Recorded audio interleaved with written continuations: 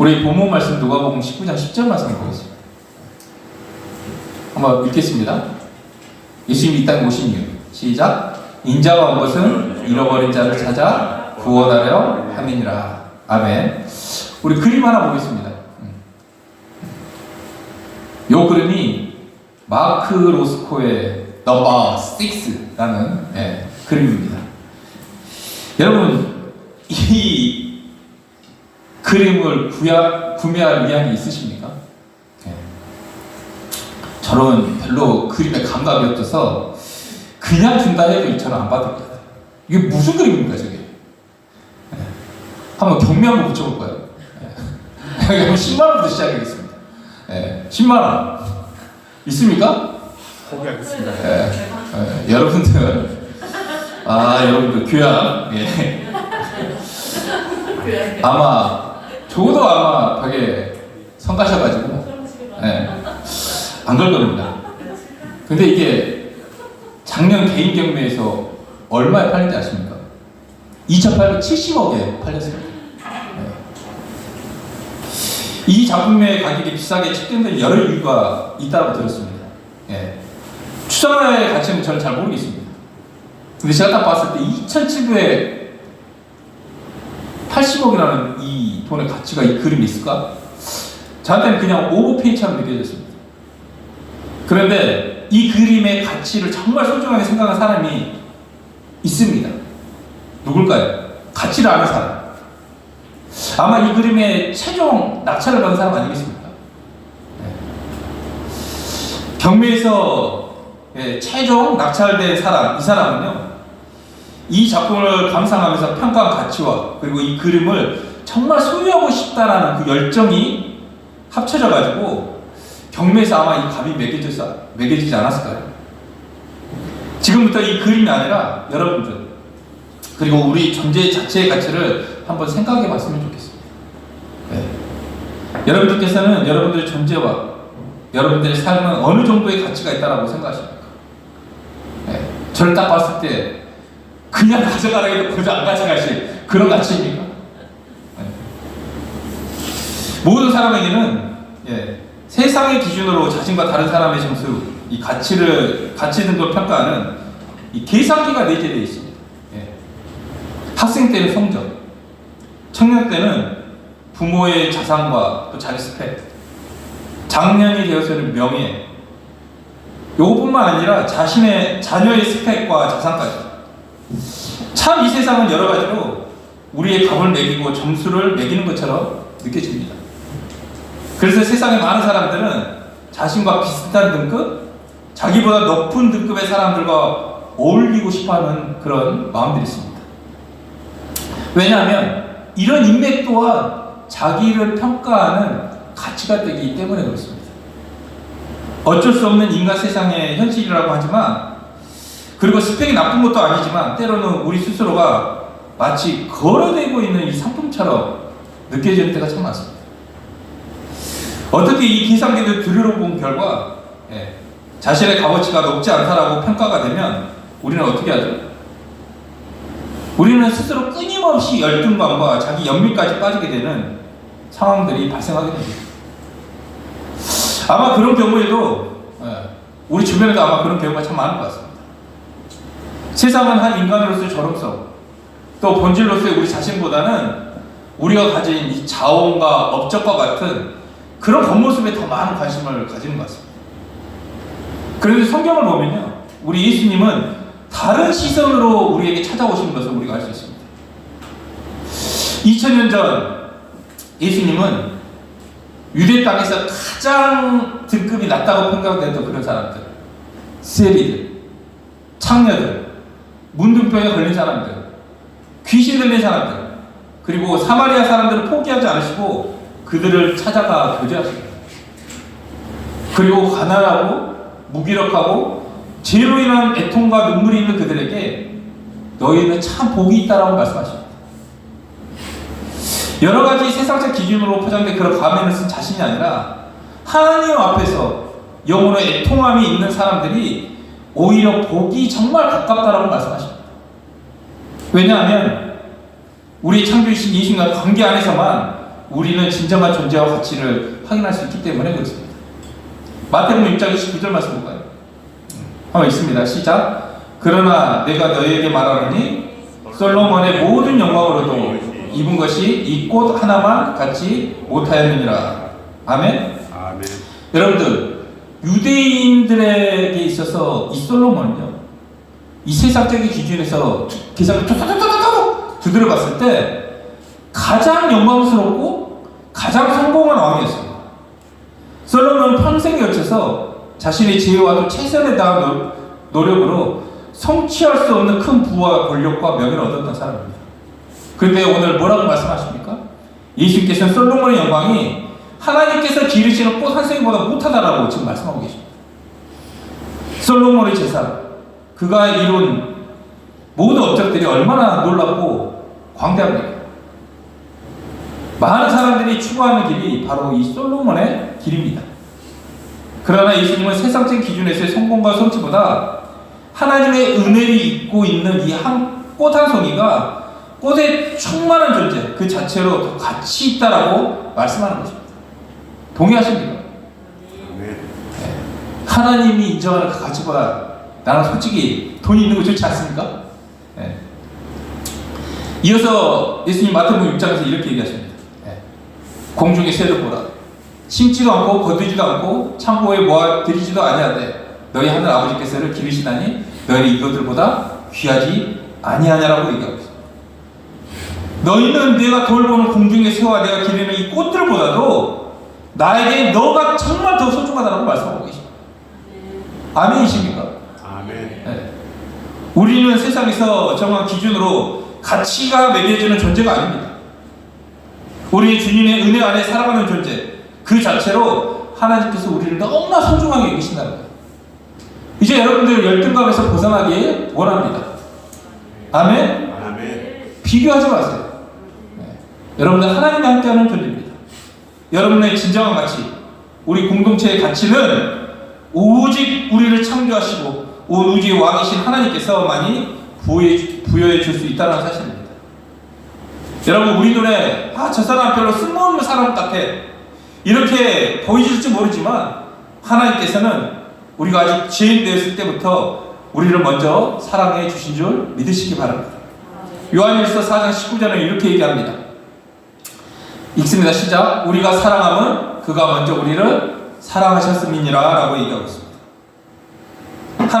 하나님께서는 죄인된 우리를 단순히 죄인으로만 보지 않으시고 오늘 본문 말씀처럼 우리를 잃어버린 자녀로 바라보신 줄 믿습니다.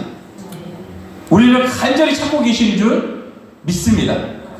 바로 이 관계에서 우리에게 값으로 매길 수 없는 가치를 우리에게 부여하시는 거예요. 그럼에도 불구하고 이 하나님의 말씀을, 이 하나님의 마음을 믿지 못하는 우리를 위해서 예수님께서는 세 가지 비유로 잃어버린 우리를 향한 아버지의 마음을 전달하십니다. 첫 번째 비유는 잃어버린 양 한 마리의 비유입니다. 누가복음 15장 3절에서 7절 말씀 읽겠습니다. 함께 읽겠습니다. 예수께서 그들에게 이 비유로 이르시되 너희 중에 어떤 사람이 약 100마리 있는데 그 중에 하나를 잃어버리면 99마리에 들여두고 그 잃은 것을 찾아내기까지 찾아다니지 아니하겠느냐. 또 찾아낸즉 즐거워 어깨에 메고 6절 집에 와서 그 벗과 이웃을 불러 모이고 말하되 나와 함께 즐기자. 나의 잃은 양을 찾아내었노라 하리라. 내가 너에게 이르노니 이와 같이 죄인 한 사람이 회개하면 하늘에서는 회개할 것 없는 의인 아홉으로 말미암아 기뻐하는 것보다 더하리라. 아멘. 여러분, 양 100마리 중에 99마리는 목자의 곁에 잘 머무르 있는데 요 양 한 마리 이 목자와 무리를 떠나서 자기 마음대로 어디로 떠나버렸습니다. 주변에는 맹수들이 존재했고 방향 감각이 부족한 양은 여러 위험에 노출되어 있는 상황입니다. 그러자 이 목자는 99마리가 안 됩니다, 지금. 발음이. 99마리 양들을 영어 성경에는 뭐라고 되어 있냐면, 오픈 컨트리. 이렇게 기록되어 있습니다. 이게 무슨 뜻이에요? 개방된 뜰이라는 이 말입니다. 잃어버린 양 한 마리 때문에 이 위험에 노출 이 오픈된 이 뜰 안에 99마리를 놓고 예수님 떠나십니다. 이 비유를 들었을 때 저는 몇 가지 이유로 목자가 정말 비효율적인 결정을 했다고 생각이 들었습니다. 야, 어떻게 99%의 이 양들을 이 개방된 뜰에 두고 1%의 양을 찾으러 이 목자가 어떻게 갈 수 있을까? 얼마나 큰 리스크를 가지고 갔을까? 이런 생각이 들었습니다. 두 번째는 잃어버린 양을 찾았는데 어떻습니까? 이 목자가 집에 와서 친구들과 이웃들을 불러서 잔치를 벌입니다. 여러분 생각해보세요. 양 한 마리의 값과 이 잔치에 쓰일 금액 비교해보세요. 손익 계산을 했을 때는 잔치에 들어갈 돈이 엄청 많지 않겠습니까? 저는 이것을 보면 참 궁금했습니다. 그런데 예수님께서 이 비유를 말씀하실 때 누구에게 이 말씀을 하셨는지 여러분들 잘 아셔야 됩니다. 여러분, 세리들과 죄인들이 이 말씀을 들으러 예수님께 왔을 때 예수님이 그들과 식사하는 것을 보면서 지금 못마땅해 하고 있는 그런 상황에서 예수님은 그 종교 지도자들, 바리새인들, 서기관들에게 이 비유를 말씀하시는 거예요. 이들은 스스로 하나님을 신실하게 섬기고 있다고 생각했던 종교 지도자들이었습니다. 자신의 잣대로 이렇게 딱 계산해 보았을 때 자신들은 이미 합격점을 통과한 사람들이죠. 네. 자신이 이미 구원받은 거룩한 자녀라고 생각을 했을 겁니다. 이들의 눈에는 별로 쓸모없어 보였던 그런 사람들, 선을 딱 긋고 성 밖으로 내몰아버렸던 자신들만이 거룩한 구원받은 자라고 생각하면서 잃어버린 영혼들에게 별로 관심이 없을 뿐만 아니라 그들은 그들과 손절을 합니다. 우리는 이 비유에서 예수님의 마음을 알 수 있습니다. 예수께서 요한복음 10장에 뭐라고 말씀하십니까? 자신을 선한 목자라고 말씀하십니다. 선한 목자는 양 한 마리의 이름을 알고 양은 그 목자의 음성을 안다라고 말씀하십니다. 그리고 이 선한 목자는 양을 위해서 자신의 목숨을 버릴 수 있다라고 말씀하십니다. 그러나 단순히 돈을 벌려고 양을 치던 사람들, 이 사꾼들은요, 위험이 오면 양을 다 버리고 도망갑니다. 오늘 이 비유에서 양 한 마리를 급하게 찾아 나서는 목자의 마음이 우리 예수님의 마음이랄까. 여러분은 예수님의 마음이 있습니까? 있기를 원합니다.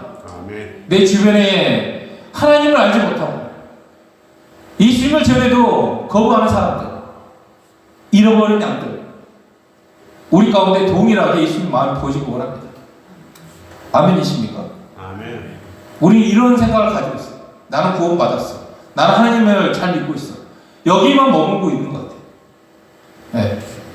삶에서 가서 증명하고 이 복음을 전해야 되는데 우리는 아직도 거기까지 나가지 못하고 있습니다. 그게 사실이에요. 사꾼에게 있어서 양들은 그저 양 한 마리, 두 마리, 세 마리 그저 숫자에 불과할 수 있으나 선한 목자는 양들의 각각의 이름을 구별하여 알고 양들과의 사연이 있을 겁니다. 이들을 키우다 보면요, 제가 이전에 한번 간증한 적이 있었죠. 이마트를 딱 이들 데리고 갔는데 지호가 없어져 버렸어요. 그러니까 장난감이 있는데 눈에 팔려가지고 눈에 제 눈앞에 사라지니까 바로 동동 부르면서 막 정신을 찾았던 그런 기억이 있습니다. 이게 부모 마음 아니겠습니까? 여러분, 목자가 잃어버린 양 한 마리를 진정으로 사랑했기 때문에 양이 그 딜짐승에게 목숨을 잃을까봐 시간을 지체할 수 없었던 거예요. 목자가 지어진 양의 이름이 있고 양은 태어나서부터 이 목자와의 사연과 추억이 있기 때문에 이 잃어버린 양 한 마리는 다른 양 한 마리를 구해와서 대체할 수 없는 그런 존재였던 거죠. 그러하기에 이 목자는 잃어버린 양을 찾으러 나선 거예요. 그리고 사랑하는 이 양을 되찾았을 때 얼마나 기뻐했겠습니까? 기쁨이 너무 크기 때문에 양을 어깨에 메고 와서 이 양 한 마리의 가격과 비교할 수 없는 이 잔치의 돈을 쏟아내면서 기쁨을 만끽합니다. 사람은 때로 비효율적으로 보일 수 있습니다. 오버페이처럼 보일 때가 참 많은 것 같습니다. 그러나 하나님은 여러분들을 이러한 마음으로 비효율적으로 보이기까지 소중히 여기시고 찾고 계신다는 것을 여러분 믿으시기 바랍니다. 아멘. 하나님께서는 물에서 벗어난 한 마리의 양과 같은 저와 여러분의 이름을 아시고 찾고 계시며 찾은 뒤에 기쁨의 잔치를 내신다는 이 동화 같은 이야기를 여러분 믿으시기 바랍니다. 나 혼자만 죄인이었어도 하나님은 나를 찾아와 나를 구원해내실 아버지의 그 마음이 믿어지는 놀라운 축복이 이 시간에 임하길 원합니다. 아멘. 두 번째 비유는 잃어버린 한 드라크마의 비유입니다. 누가복음 15장 8절에서 10절 말씀 읽겠습니다. 시작. 어떤 여자가 10 드라크마가 있는데 하나를 잃으면 등불을 켜고 집을 쓸며 찾아내기까지 부지런히 찾지 아니하겠느냐. 또 찾아낸즉 벗과 이웃을 불러 모으고 말하되 나와 함께 즐기자. 이런 드라크마를 찾아내었노라 하리라. 내가 너에게 이르노니 이와 같이 죄인 한 사람이 회개하면 하나님의 사자들 앞에서 기쁨이 되니라. 아멘. 어느 여인이 10 드라크마가 있었습니다. 근데 한 드라크마를 분실했습니다. 이 드라크마는요, 그리스 헬라 시대에 쓰였던 은화입니다. 그리고 이 드라크마는 오늘날 기준으로 하루 일당 약 10만원 정도 가치가 매겨질 정도로 이렇게 쓰였습니다.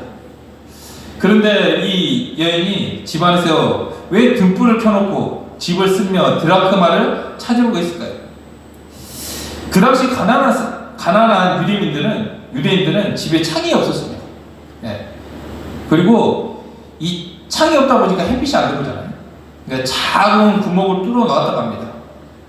그래서 너무나 깜깜하니까 어두컴컴한 집에 동전을 찾기 위해서 등불이 필요했고, 이 가난한 집은 흙바닥이기 때문에 바닥을 쓸며 동전을 찾아야만 했습니다. 그런데 또다시 이해되지 않는 점이 하나 있습니다. 이 여인이 결국 한 드라크마를 딱 찾았는데 10만원을 찾았는데 너무 기뻐서 또 뭐예요? 친구들과 이웃들을 불러서 또 파티를 엽니다. 10만원짜리 드라크마 겨우 찾았는데 이 경제적인 여유가 그리 많아 보이지 않음에도 불구하고 이 여인은 왜 이렇게 사람을 초청해서 잔치를 벌였을까요? 이 주석을 보면요, 부모님의 결혼 선물이라는 설명이 있습니다. 두 가지 설명을 제가 해드리겠습니다. 그림 한번 볼까요? 여기 드라크마입니다. 딸이 딱 시집갈 때 부모가 이렇게 장신구로 해가지고 드라크마를 이렇게 선물했다고 합니다. 부모님이 사랑하는 자기 어린 딸에게 주신 선물이라는 해석입니다. 그 당시 신부의 부모님은 만약 딸이 결혼해서 어려움에 처하거나 사별하거나 이혼을 경험하게 될 때 다른 사람에게 뺏기지 않는 이 비상금을 이 장신구와 같이 만들어서 딸에게 전달해 주었다고 합니다. 그런데 한 주석에 의하면 이 부모님이 10 드라크마밖에 주지 못했던 것은 부모님의 재정 형편 또한 녹록치 않았다는 것을 의미합니다. 여기 지금 얼마일까요? 100만 원입니다. 100만 원 정도 됩니다.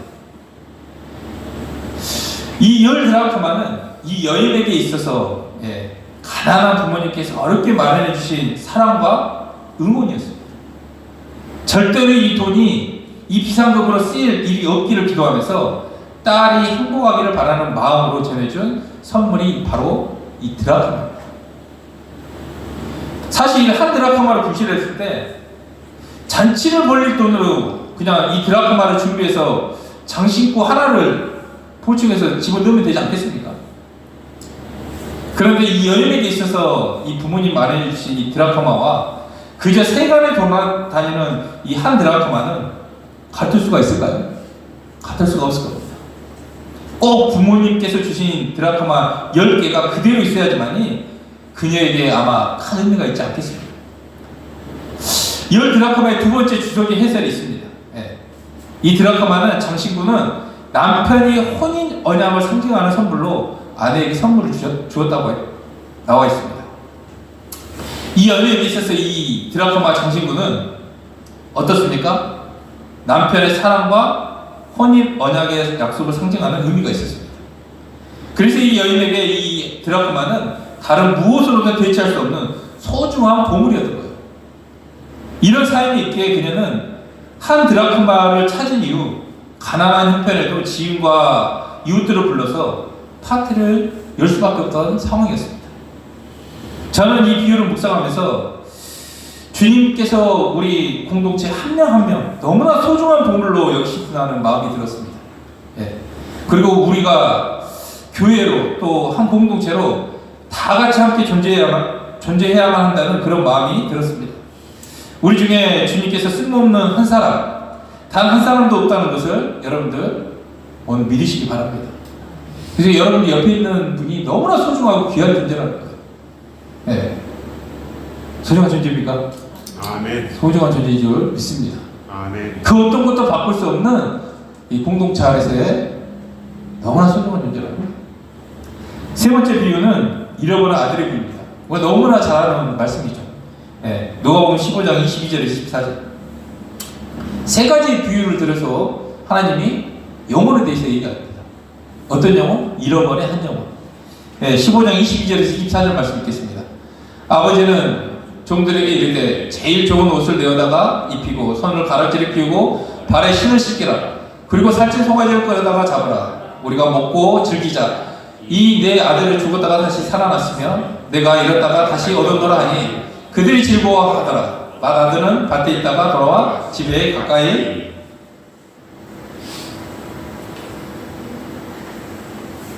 왔다고 얘기하고 있습니다. 네. 여러분, 이 부위에서 두 아들은 아버지의 존재 자체의 가치가 아니라 아버지가 가지고 있는 재산에 관심을 가지고 있었어요. 자녀들에게 아버지의 가치는 아버지 자신이 아니라 아버지 재산이었던 거죠. 그러나 아버지는 속을 썩이는 이 두 아들을 너희들이 이렇게 날 생각해? 그래. 계산기를 두드리면서 아들 대하지 않았습니다. 여러분, 둘째가 아버지께로 돌아왔을 때 아버지는 인간 도장 역할을 했던 이 손가락질을 빼어서 자신의 아들에게 띄워줍니다. 그리고 기쁨을 아들 맞이합니다. 아버지에게 있어서 자신에게 이 둘째 아들의 가치는 조건이 아니라 그 존재 자체였습니다. 그를 본 첫째 아들은요, 심술이 났습니다.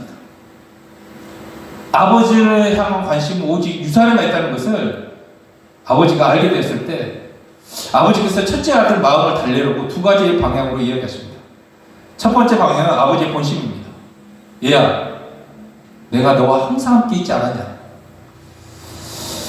아버지께서 첫째 아들 존재 자체로 소중히 여겼듯이 자기 자신도 존재 자체로 아들과 함께 해오지 않았냐고 얘기하는 것입니다. 근데 그 아들은 함께 있었다는 것을 그 가치에는 관심이 없습니다. 그래서 영어 성경에 and 그리고라는 말이 나온 다음에 두 번째 방향으로 아버지는 아들의 눈높이를 맞춰서 다시 얘기합니다. 야, 내 것이 다 네 것이 아니냐?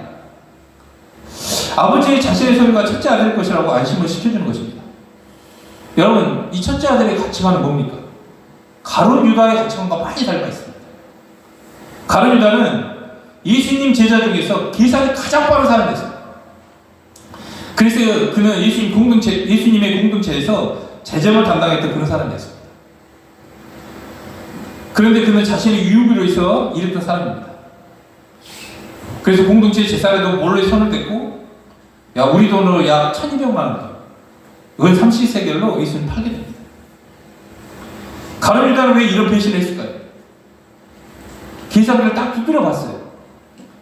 예수님은 어느 순간 자신의 기대에 미치지 못합니다. 저처럼 이렇게 생각하죠. 예수님이 왕이 되면 자기도 한몫하려고, 성공할 거라고 생각을 했습니다. 정말 영악했던 그는 어느 순간 예수님께서 걸으시는 그 길이 자신이 걷고 싶어하는 그 길과 다르다는 것을 알고 치를 따랐습니다. 예수님의 길은 그 솔로몬의 영광의 길이 아니었던 것을 알았습니다. 지금까지 예수님을 따랐던 그 시간의 일부라도 보상받고 싶은 마음이 있을 겁니다. 그래서 이 가룟 유다는 은 30개, 그 당시 누군가의 노예를 죽였을 때 배상하는 최소의 금액을 받고 예수님을 팔아버립니다. 유다가 입맞춤으로 예수님 배신하는 그 순간 예수께서 가룟 유다를 마지막으로 어떻게 부르시는지 아십니까? 바로 친구야라고 말씀하십니다. 저 같으면 저 신발 어떻게 저렇게 할 수 있어? 온수대에서 했을 건데 예수님의 마음은요, 두 아들을 잃어버린 아버지의 마음과 동일하게 가룟 유다를 대해주십니다. 예수께서 체포되신 후 마귀는 분명히 가룟 유다에게 찾아와가지고 유다 자신의 값어치를 다시 계산했을 겁니다. 야, 이 스승을 팔아먹은 이 배신자. 그 계산기 값에는 유다의 값이 무가치하고 쓸모없음, 회복 불가라고 계산이 되었을 것입니다.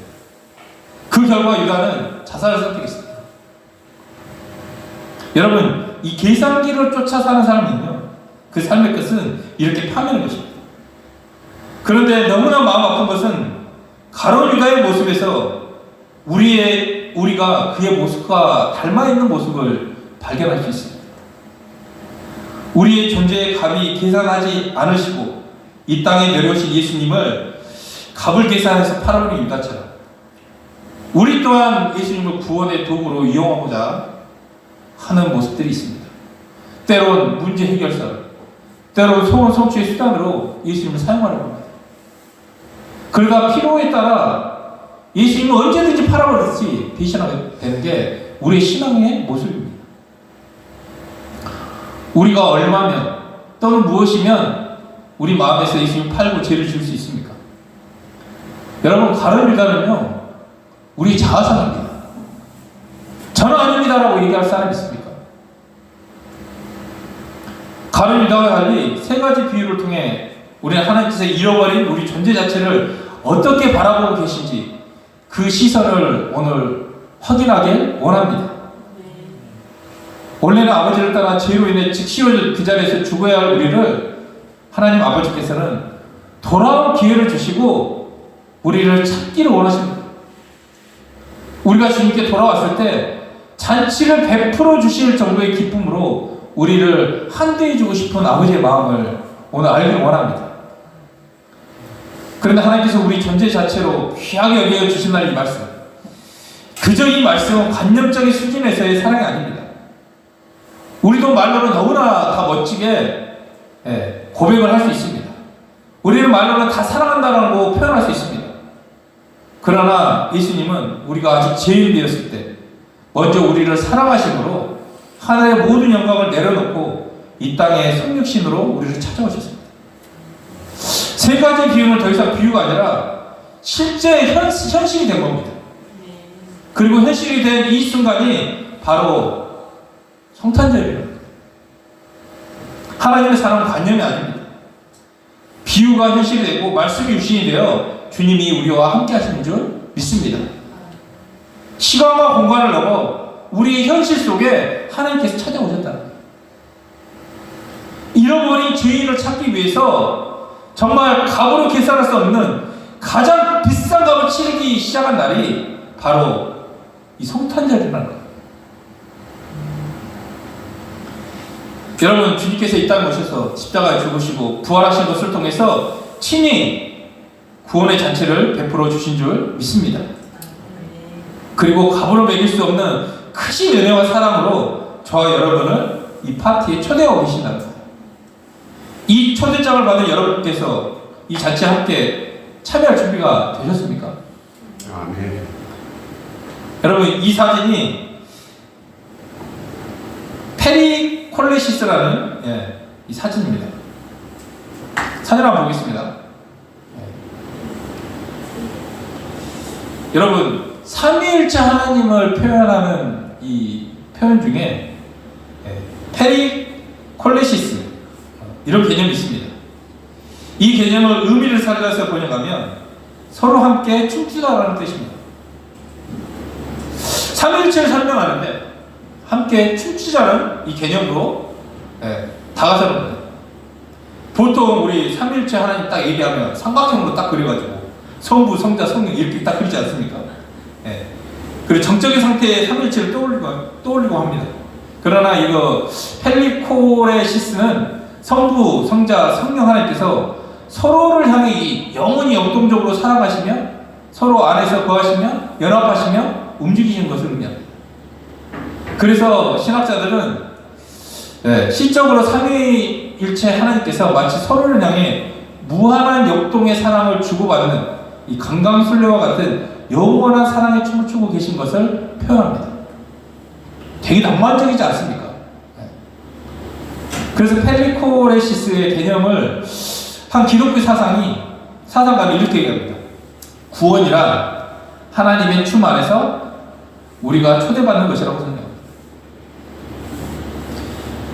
하나님께서 그리스도 예수 안에서 우리를 초청하셔서 우리를 받아들이셔서 그분의 기쁨과 사랑 충만으로 우리를 참여하도록 허락하셨다는 겁니다. 그렇다면 우리가 예수님을 믿고 난 이후에 주님과 상인과 동행의 삶을 사는 것은 어떤 것일까요?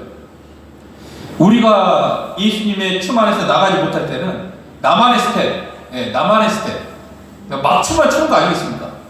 그렇죠? 나의 리듬대로 이렇게 추고 있지 않겠습니까?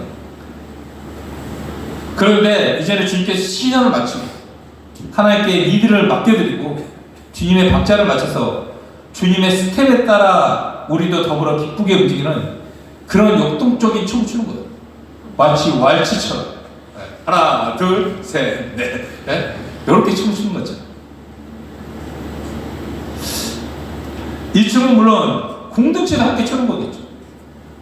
이렇게 주님과 상인과 동행은 단순히 혼자만의 정적인 깨달음과 정적인 수행이 아닙니다. 비유하자면 사람과 더불어 함께 움직이는 거예요. 여러분, 우리가 손을 잡고 함께 움직일 준비가 되셨습니까? 혼자 하는 신앙이 아니에요. 복음서를 읽다 보면 우리 예수님께서 파티를 좋아하신 것을 잘 볼 수 있습니다. 오늘 이 세 가지 비유에서도 모든 비유의 결론은 뭐예요? 함께 기뻐하자. 함께 잔치에 기쁨을 맡게 하자. 이런 겁니다. 우리 주님이 십자가 부활로 완성된 이 파티의 초대장을 받게 되었다면 이 파티에 들어가기 전에 우리는 꼭 기억해야 될 것이 있습니다. 그것은 바로 우리의 존재 자체로 인격적으로 사랑해 주신 하나님께서 이제 우리도 하나님의 인격적으로 대해드려야 된다는 사실입니다. 세 가지 비유에 나온 것처럼 하나님은 우리를 따뜻한 눈빛으로 인격적으로 대해주세요. 이제 우리도 하나님의 손에 담긴 그런 축복이 아니라 하나님 자체를 사모하는 우리가 되었으면 좋겠습니다. 하나님께서는 예수님의 부활로 우리에게 예수님 믿을 만한 증거를 주셨습니다. 예수를 믿지 않고 있는 죄를 회개하고 이제 마음의 방향을 돌이켜가지고 내 마음에 주님을 기쁘게 초청하는 역사가 있으시길 축원합니다. 그래서 내 마음이 내 삶에 하나님과의 놀라운 파티의 장소가 될 수 있기에 주님의 이름으로 축복합니다. 그럼 믿음으로 파티에 참여해야 되지 않겠습니까? 파티 장이 열리면 사랑의 영이신 성령께서 우리의 손을 잡아주실 것입니다. 우리를 도우시는 성령께서 파티에 어울리는 춤으로 여러분들을 가르치시고 이끌어 주실 줄 믿으시기 바랍니다. 그리고 우리의 아버지 하나님께서도 여러분에게 손 내밀어 주실 것입니다.